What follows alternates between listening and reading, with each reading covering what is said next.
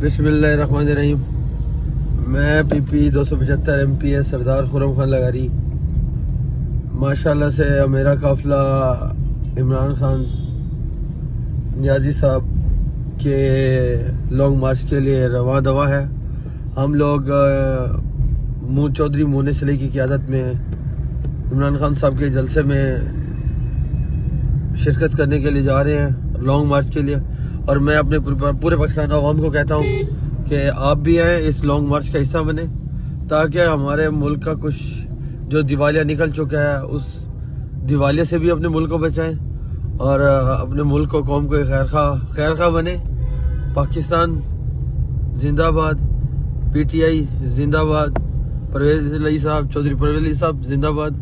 हम चौधरी साहबान के साथ खड़े हैं और इमरान खान साहब के साथ खड़े हैं, खड़े थे, खड़े हैं और खड़े रहेंगे, यकीन के साथ, ईमान के साथ। वस्सलाम।